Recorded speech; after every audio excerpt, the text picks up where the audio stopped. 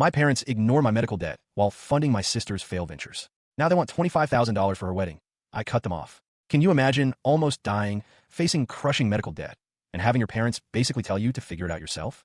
But then, 4 years later, those same parents demand you fork over $25,000 to fund your sister's lavish fairy tale wedding? That's when I finally cut them off, completely and for good.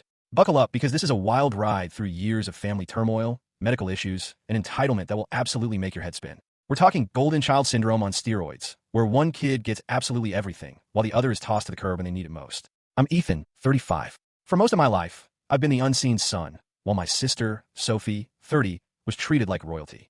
But the true breaking point came when I nearly died, and my parents told me I was on my own. Fast forward 4 years, and now they want me to fund her wedding. Let me explain how we got here, because context is everything. This isn't just one event or a single request for money. This is 3 decades of systemic favoritism that culminated in them literally telling me to deal with my own medical emergency while I was fighting for my life in a hospital bed. This dysfunction was established early, and it was deeply ingrained throughout my childhood and adulthood. From the outside, we looked like a typical suburban family.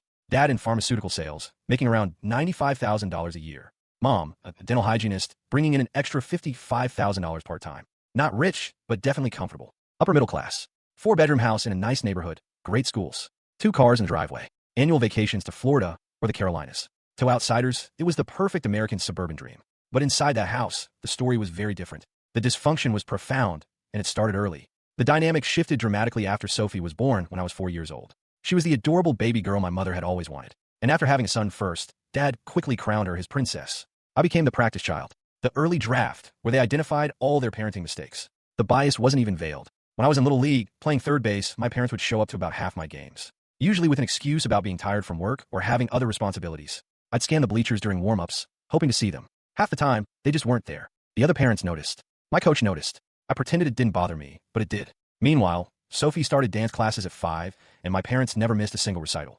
Not one. They'd sit in the front row with flowers and a professional photographer, treating each performance like she was headlining Broadway. Afterward, they'd take her out to lavish restaurants to celebrate.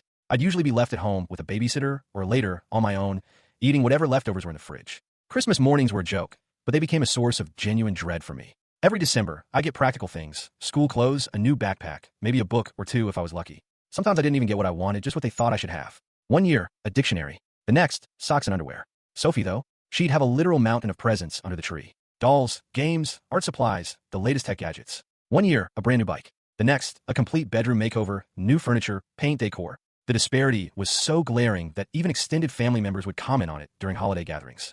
But my parents would just laugh it off with dismissive remarks like, well, girls need more things than boys.